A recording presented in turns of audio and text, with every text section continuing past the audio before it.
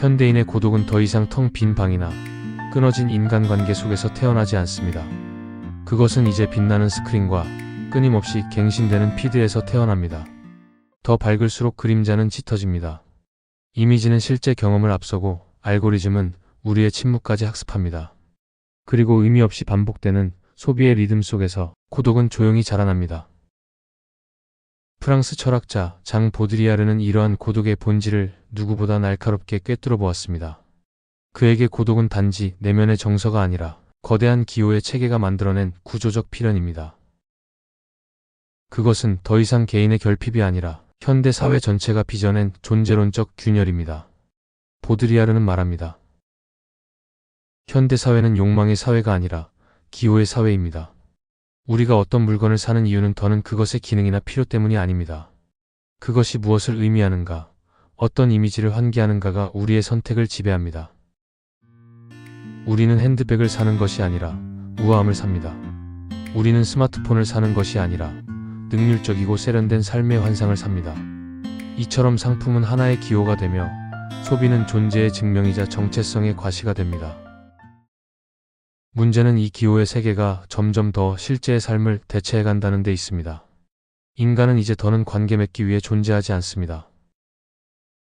대신 어떤 이미지를 소비하고 어떤 기호를 착용하는지를 통해 타인과 연결된다고 믿습니다. 그러나 이 연결은 너무도 얇고 매끄러워 깊이를 상실하고 맙니다. 이런 맥락에서 보드리아르는 소비적 고독이라는 개념을 제시합니다. 그것은 인간이 사회적으로 연결되어 있음에도 불구하고 느끼는 깊은 고립감입니다. 우리는 소셜미디어를 통해 수백 명의 사람과 연결되어 있고 동시에 누구와도 진정한 대화를 나누지 않습니다.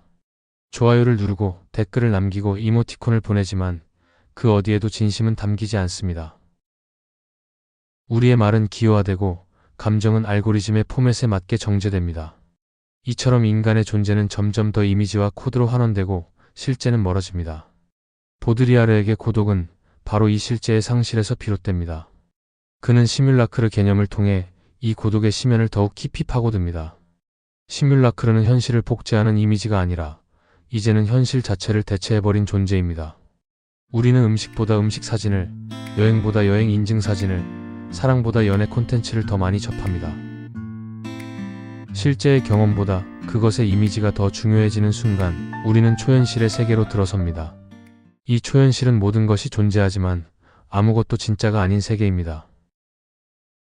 우리는 끊임없이 보지만 그 어떤 것도 만나지 못합니다.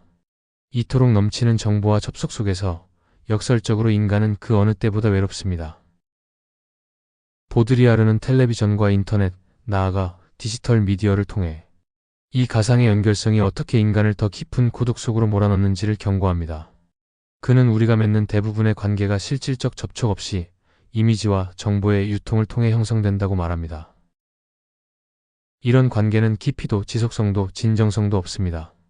그것은 헛개비 같은 시뮬라크르의 관계입니다. 사람들은 이러한 관계 속에서도 자신이 연결되어 있다고 믿지만 사실 그들은 누구에게도 닿지 않고 있습니다. 이처럼 보드리아르가 말하는 고독은 단순한 물리적 단절이 아니라 실제와 의미의 붕괴에서 비롯된 깊은 상실감입니다. 그것은 현대인의 내면에 들이운 해석 불가능한 침묵입니다.